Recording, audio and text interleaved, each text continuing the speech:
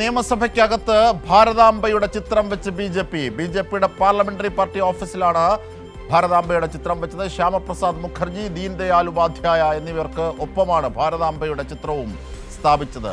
ശ്രദ്ധിക്കുക, ഭാരതാംബയുടെ ചിത്രം എന്നൊരു ചിത്രമില്ല, RSS രൂപകൽപ്പന ചെയ്ത, ഭാരതാംബ എന്ന് പറഞ്ഞുകൊണ്ട് RSS രൂപകൽപ്പന ചെയ്ത ഒരു സ്ത്രീയുടെ ചിത്രം എന്നതാണ് അതിലെ ശരിയായ പ്രയോഗം. നൗഫൽ ഞങ്ങളുടെ പ്രതിനിധി ചേരുകയാണ്. നൗഫൽ, സാധാരണഗതിയിലുള്ള ചിട്ടവട്ടങ്ങൾക്കെതിരാണ് ഇത്തരത്തിൽ നിയമസഭയ്ക്കുള്ളിൽ RSSന്റെ പ്രതീകങ്ങൾ സ്ഥാപിക്കുന്നത്. എന്തൊക്കെയാണ് ദൃശ്യങ്ങൾക്കൊപ്പമുള്ള വിവരങ്ങൾ? അജിംഷാദ് പറഞ്ഞതുപോലെ തന്നെ, അതായത് കഴിഞ്ഞ കാലങ്ങളിൽ നമുക്കറിയാം, കേരള നിലവിൽ ലോക്ഭവനിൽ ഇത്തരത്തിൽ ഭാരതാംബയുടെ ചിത്രം ഗവർണർ സ്ഥാപിക്കുന്നതുമായി ബന്ധപ്പെട്ട വിവാദങ്ങൾ, പിന്നാലെ കേരള സർവകലാശാലയുടെ ആസ്ഥാനത്ത് ഒരു പൊതുപരിപാടിയിൽ അല്ലെങ്കിൽ അത്തരത്തിലുള്ള പരിപാടിയിൽ സംഘപരിവാർ ഇത്തരത്തിൽ ഭാരതാംബയുടെ ചിത്രം സ്ഥാപിച്ചതൊക്കെ വലിയ വിവാദങ്ങൾ ഉണ്ടാക്കിയിരുന്ന. ഇത് ഭാരതാംബയുടെ ചിത്രമല്ല, യഥാർത്ഥത്തിൽ ഭാരതാംബ എന്ന ഒരു ചിത്രമില്ല. കാരണം ഭാരതത്തെ അമ്മയായി കാണുന്നത് എല്ലാവരും അങ്ങനെ തന്നെയാണ്. പക്ഷേ RSSന്റെ ഒരു ചിത്രമാണിത്, RSS രൂപകൽപ്പന ചെയ്ത RSSന്റെ ചിത്രമാണിത്. അങ്ങനെയാണ് യഥാർത്ഥത്തിൽ ഇതിനെ പറയേണ്ടത്, വിവരിക്കേണ്ടത്.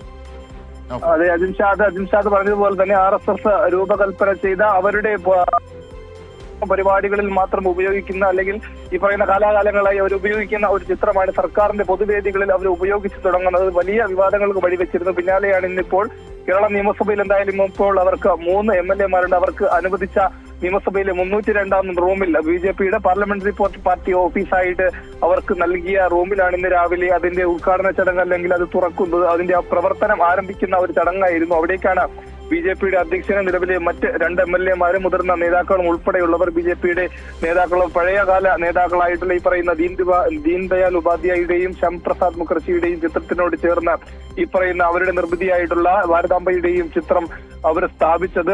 ആ ഒരു ചിത്രം അതിന്റെ അകത്ത് സ്ഥാപിക്കുന്നു. പിന്നാലെ അതിൽ വിളക്ക് കൊളുത്തിയാണ് ഇന്നത് ഉദ്ഘാടനം ചെയ്തത്. എന്തായാലും വലിയ വിമർശനം തന്നെയാണ് ഇതിന്റെ പേരിൽ ഉയർന്നു വരുന്നത്. എന്തായാലും അവർ ഇതൊന്നും വകവയ്ക്കുന്നില്ല. അല്ലെങ്കിൽ കഴിഞ്ഞ കാലങ്ങളിൽ നമുക്കറിയാം, രാജ്ഭവനിലും കേരള സർവകലാശാലയിലും ഉണ്ടായതിന് സമാനമായ ഒരു സ്ഥിതിയാണ് കേരളത്തിന്റെ. അതായത് പൊതുജനങ്ങൾക്ക് എല്ലാവർക്കും കടന്നു ചെല്ലാവുന്ന, അല്ലെങ്കിൽ മുമ്പും ഇതുപോലെ ബി.ജെ.പിക്ക് അംഗമുണ്ടായിരുന്നു, ഒ രാജഗോപാൽ അടക്കമുള്ളവർ.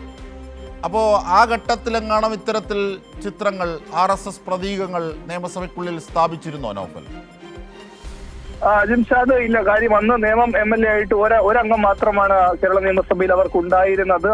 അന്ന് അത്തരത്തിലുള്ള ഒരു അംഗബലമോ അല്ലെങ്കിൽ പ്രവർത്തകരോ തന്നെ കൂടുതലായിട്ട് എത്തുന്ന ഒരു സാഹചര്യം ഉണ്ടായിരുന്നില്ല. പക്ഷേ അതിൽ നിന്ന് വിപരീതമായി, അല്ലെങ്കിൽ 3 അംഗങ്ങൾ ഉണ്ട് എന്നതിന്റെ ബലത്തിൽ, അല്ലെങ്കിൽ കൂടുതൽ പ്രവർത്തകർ എത്തിക്കൊണ്ട് തന്നെയാണ് ഇന്ന് ഇത്തരത്തിൽ ഒരു പരിപാടിയിലേക്ക് അവർ കടന്നത്. ഇത് ബാക്കിയുള്ളവർ അല്ലെങ്കിൽ മറ്റു ഭാഗത്തു നിന്നും യാതൊരു വിമർശനവും അല്ലെങ്കിൽ ഉണ്ടായിട്ടില്ല എന്നുള്ളത് തന്നെയാണ്. ആരും ഒ രാജഗോപാലിന്റെ കാലത്ത് വെക്കാതെ ഇപ്പോൾ വെക്കുന്നത് 3 അംഗങ്ങൾ എന്നതിൻ്റെ പേരിൽ മാത്രമല്ല, ഇപ്പോൾ അവിടെ എതിർക്കപ്പെടാൻ, ഈ പാർലമെന്ററി കാര്യങ്ങളൊക്കെ നോക്കുന്ന കാര്യത്തിൽ എതിർക്കപ്പെടാൻ ആരുമില്ല എന്ന ധൈര്യം കൂടിയാണ്.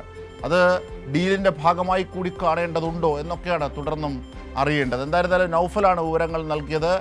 ഭാരതാംബ എന്ന രീതിയിൽ RSS വരച്ച പ്രതീകത്തെ ഇതാ നിയമസഭയ്ക്കുള്ളിലും സ്ഥാപിക്കുകയാണ് ബി.ജെ.പി. അതാണ് ഏറ്റവും പ്രധാനപ്പെട്ട, ലോക്ഭവന് പിന്നാലെ എന്നതാണ് ഏറ്റവും പ്രധാനപ്പെട്ടത്. ദൃശ്യങ്ങൾക്കൊപ്പമുള്ള വിവരങ്ങളാണ് നൗഫൽ ഞങ്ങളുടെ പ്രതിനിധി നൽകിയത്.